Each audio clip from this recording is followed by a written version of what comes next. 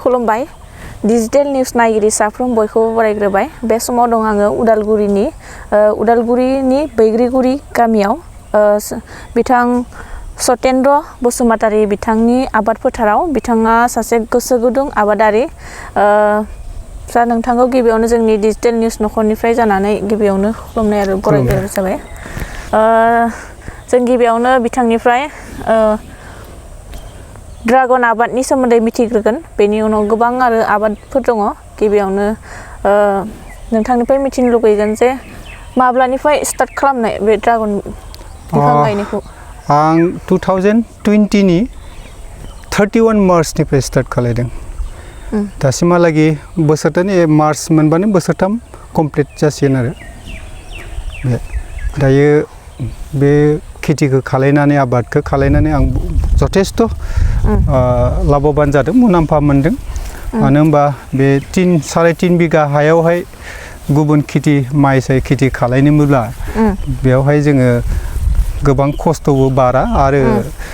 जिखिनि नांगौ जोंनि प्रडाक्शनखौ जों मोना आरो माने खम मुलाम्फा मोनो किन्तु ड्रेगनखौ खालायनानै आं जथेस्थ माने ट्रिपल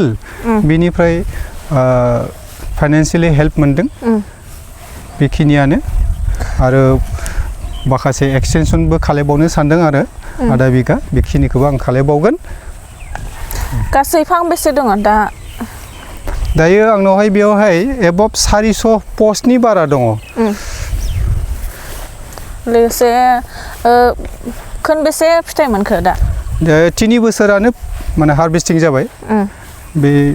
जोङो जुननिफ्राय हार्वेस्ट खालायनाय जायो एप्रिल मे निफ्राय बिबार लायो बिनि उनावहाय जोङो जुननिफ्राय माने हार्वेस्टखौ खालायनाय जायो आरो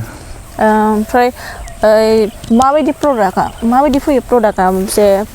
बोसोरावहाय खनबेसे फैयो बोसोरावहाय मिनिमाम 6 बार जोङो हार्वेस्ट खालायनो मोनो 7 बारबो जायो गेजेराव मालाबा मानो होनबा June July August September October November सिमहालागै जोङो फिथाइखौ मोननो हायो नभेम्बरावहाय लास्ट जोबो आरो डिसेम्बराव थाइबा थाइनैखौ जों मोनहैनाय जायो जुदियोबा जों आरो माने अफ सिजन जाहैयो गोजां बोथोराव अफ सिजन माने बेयाव थान्दायावहाय बे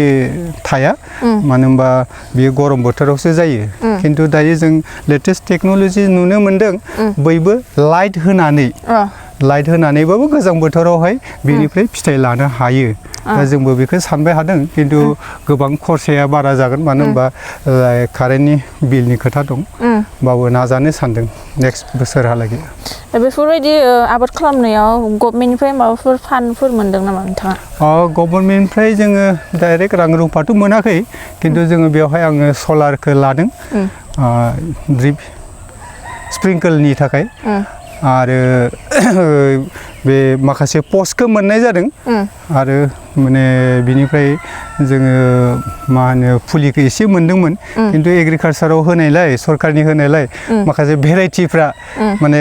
मोजां नङा मानो होनबा ड्रेगननि भेराइटिया अनेक दङ बेवहाय थ' ड्रेगननि भेराइटिया बे अफिसनिफ्राय होनाय गोबां माने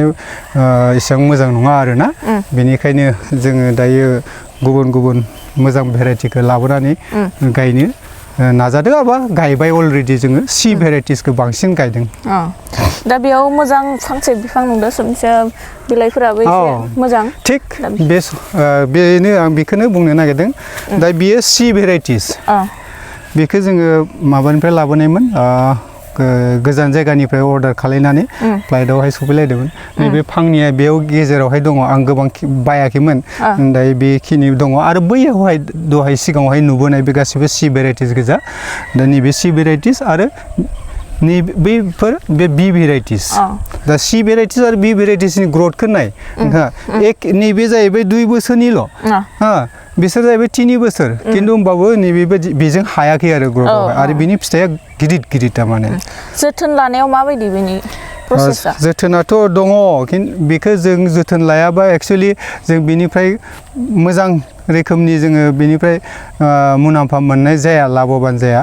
मानो होनबा जों गायनानै दोनबाल' जाया मानसिफ्रानो केक्टास जातिय गायनानैल' दोनबा माने थांगोन मालाय गावनो फिथाइ थायगोन बे नङा बेखौ जोङो अनेक गोबां माने माबा दङ बेनिफ्राय जोथोन लानांगौ दङ मानो होनबा जों फिसा फिसौ दालायफोरखौ जोङो हाखानानै गारनांगौ अजथा जिथु माने नाङि दालाय जोंनि ब्रान्सफोरखौ जोङो हाखानानै गारनांगौ मानो होनबा बेवहाय बुरजाद्राय दोनबाबो बे हासारखौ माने बिसोरो जाजोबगोन अब्ला जोंनि फिथाइफ्रा माने दुरबल जागोन फिसा जालांगोन नै बेफोरबायदि आरोना माबायदिखौ लाखिनाय जागोन दा बे दा जोंहा बेवहाय नैबे दा गोदानहै माने ब्रान्स हरनाय नैबे गोलाव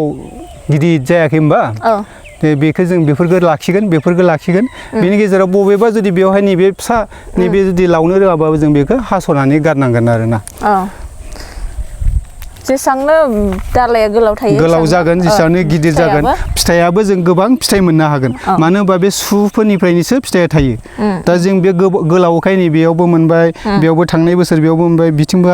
फिथाइ मोनबाय दा बेयावबो मोनदों दा नैबेफ्रावबो थाइजोबगोन आरो खिन्थु ससेल'बाबा बे थाइनै थाइथामल'सो जों मोननाय जाबाय ओंखायनो जों गोलाव दालायखौ जों दोननांगौ आरो बेयावहाय बेखौ गोबोरखि हासार होबाय आंथ' अर्गेनिकखौनो बाहायो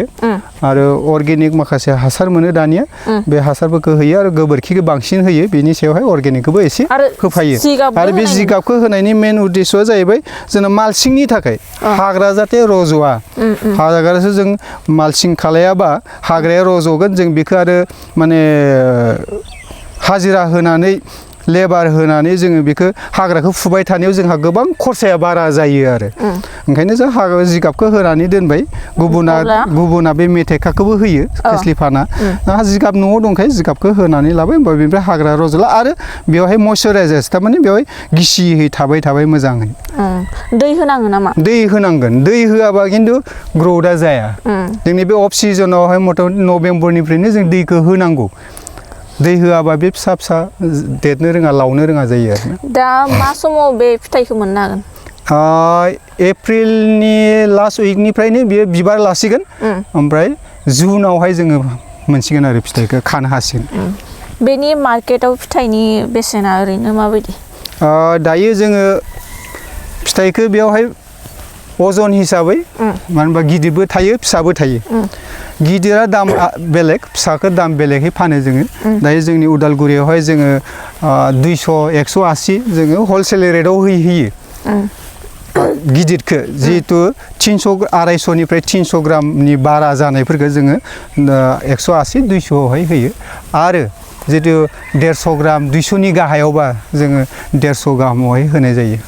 माबायदि बेबायदि आबाद खालामनायखौ नोंथाङा गोसो गुदुं जानानै खालामजेननो हमनाय बेखौ बुंनांगोन आंनि लोगो सासे दङ बे लोगोआ मास्टारखौ मावो बिथाङा बहुद माने गोसो गुदुं आरो माने बिनि साननायफ्रा माने मास्टार मावोब्लाबो खेथिनि सायावहाय बिराद इन्टारेस्ट दङ बिथाङा गायग्रोदोंमोन प्रथम अब्ला आं नुबाय नुनानै आंबो इउटिउबफ्रावहाय जेला सार्च खालामनानै नुबाय माने बुजिनानै लाबाय अब्ला आंबो बेखौ गायनाय जादों अब्ला माने बिनि माने लाबखौ मोननानै आरो गोसो गुदुं जानो प्रथम आं बिगासेल'सो गायदोंमोन बिनि उनाव दायो आरो 2.5 बिगा बारायबावनाय जाबाय दा गोबां बेबायदि आरो गोबां आबादारि बेबायदियाव गोसो गुदुं दङ बिसोरनि थाखाय मा खावलायगोन बा माबायदि जोथोन लायोबा माबायदि खालामबा मोजांसिन ग्रथ आरो मोजां फिथाइ मोननो हागोन मा बुंगोन बे समाव मोजां सोंलु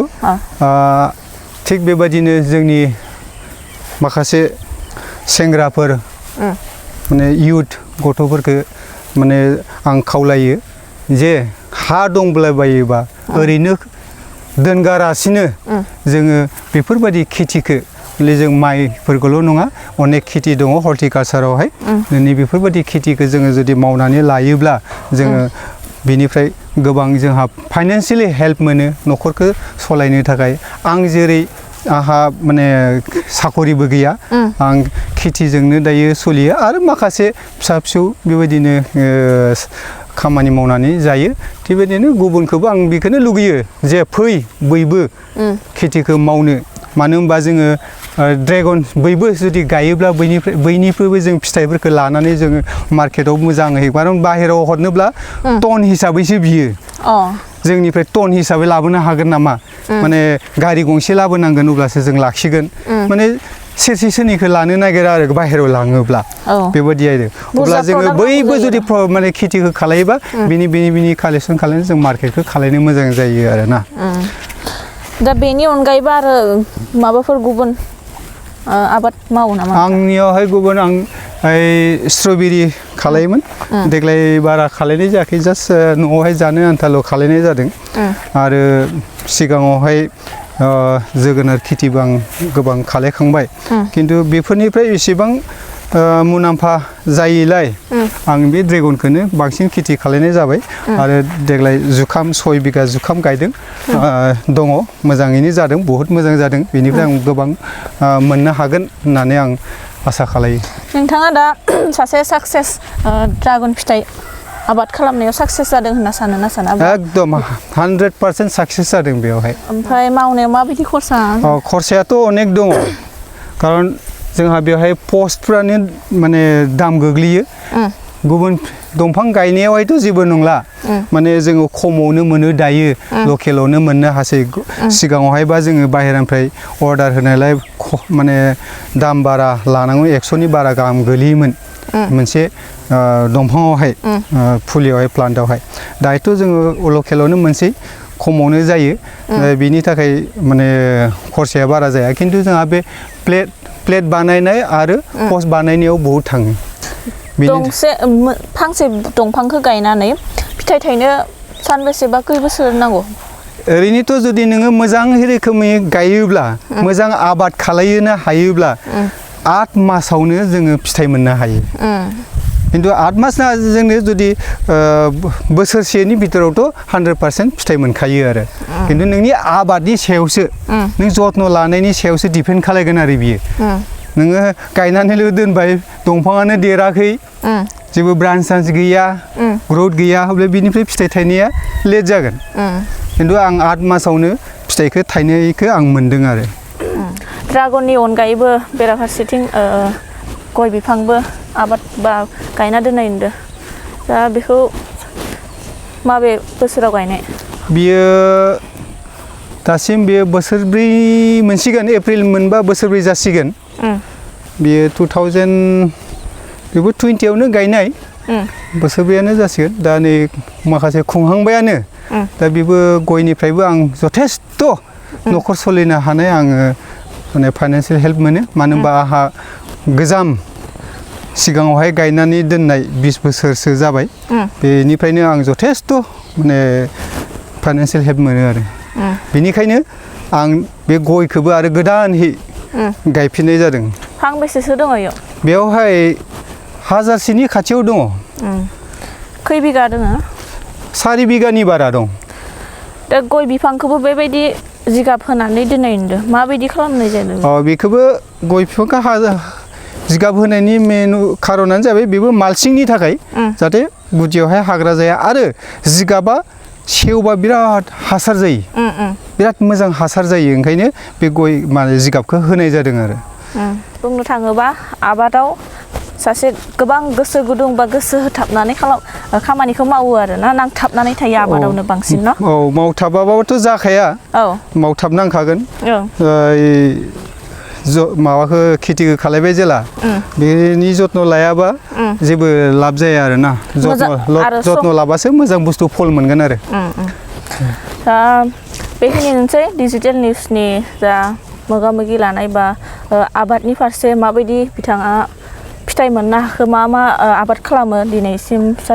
बिथांनिफ्राय गोबां बाथ्रा मिथिनो हाबाय नोंथांनि बे बेसेन गोसा समखौ होनायनि थाखाय जोंनि बा गोदान जेनेरेसनाव मोनसे मोजां मेसेज होनो हानाय बा आबाद खालामनानै नोंथाङा सासे ओनसोलाव दिन्थिनो हानायखौ जों जोबोद गोजोननाय मोनदों गोजोननाय थाबाय सार खुलुमबाय डिजिटेल निउस न'खरनि जानानै आं करिना बर' एसेनोसै गोजोन्थों खुलुमबाय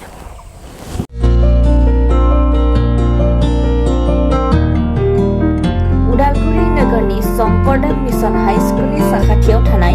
रेगे रेगां दख'ना गलायाव लफाय FNF महर ब्रेन्ड, बिबार ब्रेन्ड, आर'नाइ ब्रेन्ड, जुरिपाट, माथानि बायदि बायदि रोखोमनि दख'ना, आर'नाइ ब्लाउस, फालि आरो बर'नि साबसिन हामसिन आगरनि जिफोरखौ हलसेल आरो रिटेल मोन्नैबो बेसेनाव बायनो हागोन। बेनि थाखाय नोंथाङा 7896313108 एबा 8471820909 जानबुं नाम्बाराव सुलाद लानो हागोन।